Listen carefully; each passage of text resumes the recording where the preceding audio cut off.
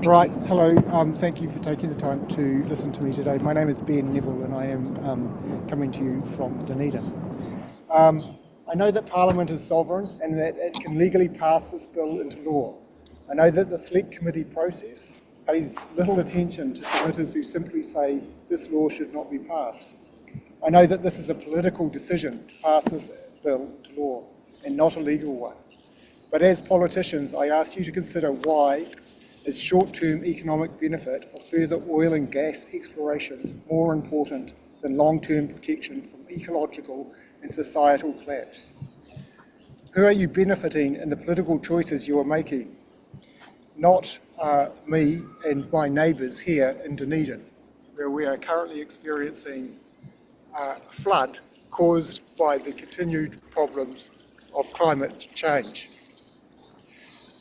A transition away from greenhouse gas economy has to happen at some point in time. The longer we leave it, the worse for everyone, worse socially and worse economically. So why are you delaying this inevitable transition? The positive impact, the economic impact of oil and gas exploration quickly evaporates when the economy and people's lives are destroyed by these ever more frequent events, such as that which we're experiencing right now in Dunedin. What are you doing? Whose interests are you serving? Where is your leadership? I want to now quote, if you would not mind, from the recent Supreme Court decision in Smith and Frontiera, the decision of 5 eminent judges in New Zealand, who, in my submission, deserve the highest respect. This is what they said. The following points can be taken as common ground or indisputable. Climate change threatens human well-being and planetary health. The window of opportunity to ensure a livable and sustainable future for all is rapidly closing. The choices made and actions implemented in this decade will have impacts both now and for thousands of years. This is our Supreme Court justices. The evidence, they say, is unequivocal that humans have warmed the atmosphere, ocean and land, principally through the emission of greenhouse gases. Widespread and rapid changes in the atmosphere, ocean, cryosphere and biosphere have already occurred. Human-caused climate change is already affecting climate and weather extremes in every region in the world, including my own region. They go on. Many of the impacts of warming fall disproportionately on the poor and vulnerable. This is South Dunedin, where a lot of poor and vulnerable people live, and I would like to ask the politicians what they are doing to protect the poor and vulnerable in my community. Further, the justices of the Supreme Court continue, citing the IPCC report. Cryosphere-related changes in floods, landscapes and water availability have the potential to lead to severe consequences for people, infrastructure and the economy. If this bill is driven by a desire to improve the economy of New Zealand, it is not going to work if it's going to help continue effects like this, which have enormous negative economic consequences. The Supreme Court justices continue. Moreover, as the planet continues to warm, climate change risks will become increasingly complex and more difficult to manage. For that reason, they will become more economically unaffordable for New Zealand. This bill is going backwards, not only in relation to climate change, but in relation to economic benefits for New Zealand. Limiting human-caused global warming requires net zero CO2 emissions combined with strong reductions in other greenhouse gas emissions. Supreme Court justices continue. All global modelling pathways that involve limiting warming to 1.5 degrees involve rapid and deep, and in most cases immediate greenhouse gas emission reductions in all sectors this decade. This is strong words from our highest court, and I would like to ask the politicians in New Zealand to listen to what the Supreme Court justices have said, listen to what the scientists say, and really reconsider who they are acting for and what kind of leadership they are showing in continuing with an act that ignores the impacts that are occurring to me and my community and my friends here right now in Dunedin. I'm just going to, you can finish this submission at any time you want from now on. Politician, can you make a right decision for all of us? For all of us. Politician. All right, Ben, can you make a right decision for all of us? Yeah, for all of us. Politician. Can you make a right decision for all of us? Yeah, for all of us. Thank you, Ben. Like a king, man. What a badass. You're a good light-hearted relief to start off the show. I was howling with laughter when I saw the end of that submission. I was like, oh my god. And no, I'm not going to grab the guitar and start playing. But that was good. You play music too, do you? What kind Even on the recess week, we've managed to get a light-hearted start off for the show. Okay, maybe I'll start it off with not a right-wing rant, but thinking in support of the environment in the sense and jobs that, yes, I saw that cheeky post on Shane Jones of his shift of grief to the right. But my point here would be that, if we have more and more jobs, right, created for more and more mining, with the proviso of maintaining health and safety environment standards, as can be seen in countries with a lot of mining, like Australia, where I think mining a very important mineral. I can't remember off the top of my head, but can you remember the one where in every mobile phone you need to have lithium. It will be lithium for batteries. Yes. And apparently, like, they make heaps of money, heaps of rural locals and regional locals, most of them are working class that tend to vote your side of the equation. They are the ones benefiting from the jobs, and it's not in the 19th century, mining situation. Yeah, but we don't have any lithium mines in New Zealand, Eric. I mean, there's lithium in New Zealand, but the problem is that, a lot of these companies are not government-owned entities. They're private companies. They are profiting off New Zealand assets. So can we be smart to make money together with them, like have a statutory? Well, we could charge royalties, but the problem is, I do remember the last lot of attempts to do with oil drilling. Yep. They literally, the royalties was based on the profits, not on what comes out the ground.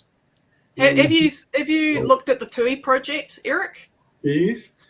Did it harm our environment? I mean, harming the environment. Yeah, like there are some countries, I won't mention the names, in Asia where they have unbridled development, and then they keep building on the hills, the hills, and without proper vegetation of the trees to hold, and then the rain comes, the whole apartment collapses. I won't mention names, there are many countries. But I mean, is ours like that? I mean, I'm asking a question, not being... A lot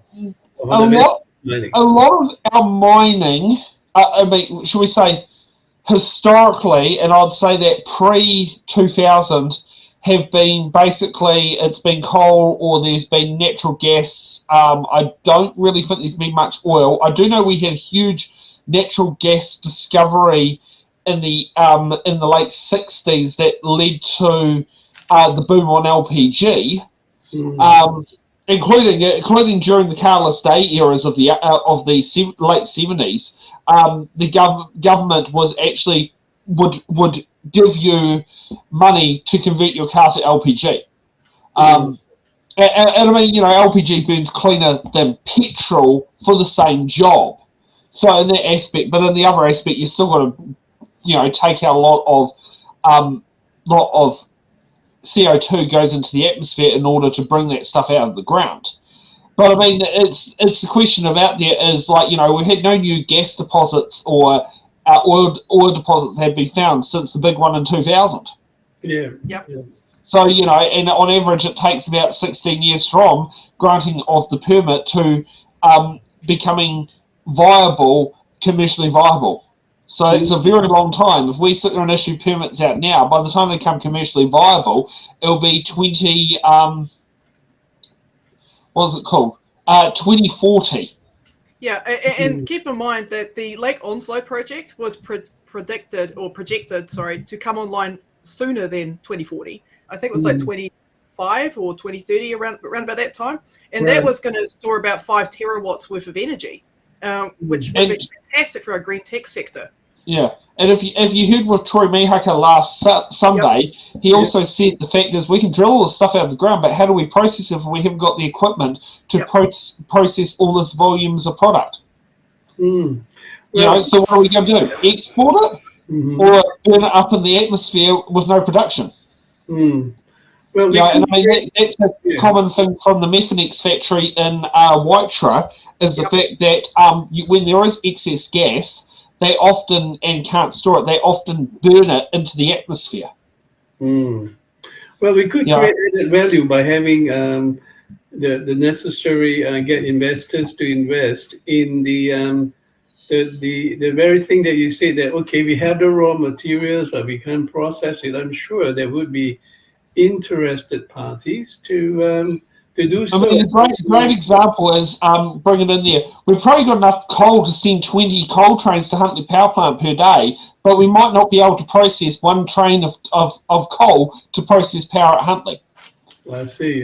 That might be a good way of describing what, like that's where we're at, that situation of we could send 20 coal trains to Huntly Power Plant, but we've only got the ability to process, say, one coal train a day, if that. Well, that's if it's at maximum capacity. But, I mean, the thing is, only one of the boilers are actively running most of the time anyway, not all 3 of them. I think there's 3, or is there 4 in Huntly? I don't know. I know that there was a brownout about 2 years ago, and it was associated with the lack of notice to fire up the boiler. It needed 24 hours notice, and it got 12. But if you look into the fact that, for example, Laura, you mentioned a good point that it's going to be like umpteen years. I mean, like 2030 onwards, that some project will really get into the pipeline. Before that, there's lots of exploration, blah, blah. But the exploration phase itself create jobs. And it creates jobs for a certain demographic of people. You'd be better off investing into green tech developments, which could come online sooner and employ more people. Such as Laura, wind and solar. As I stated before, Lake Onslow was projected to come online. I think there's about 10 wind farm consents for wind farms to be built in New Zealand that have been granted, but the power generators have not actually started building them. Right. So, and that can be like that. They've got nothing stopping them in the way. Once they've been given the consent, you've got 10 years to act on it. Yeah, and I mean, if you can, did you watch the recent Blue Greens national launch on their green policy on Hauraki Gulf to preserve the marine reserves and all that, and the electric boats that the Honourable Simon Watts showed in, we have a Kiwi, born and bred Kiwi company that makes electric boats, which saves, the methane gas emissions into the environment. So, we can't have that simultaneously. We need to get moving. I'll say now, fossil fuels are still really important for our economy, but we need to start taking practical steps towards transitioning, right? I'm not ignoring or downplaying the impact that fossil fuels has had on our economy, but it's time to start turning a page and start transitioning where it is practical to do so. That's exactly what the national environmental policy is about, the Blue-Greens policy, which actually... I don't think the Blue-Greens policy was mentioned in any of these submissions. I haven't got a problem with the Blue-Greens. I got a problem with the people that are currently in Parliament who are representing them. The and passing a lot of things under urgency. Yeah, and put it this way, if Labour was doing it, I'd still be hidden out of it. Yeah, absolutely. You know, yeah, 100%. I mean, I know people who are associated with the Blue Greens. They're great people. They care about the environment. Yeah, You know, we've got the all work together. now. This next submission is literally hit on the point that we've just discussed on here. So let's see what Robert Heads has to say.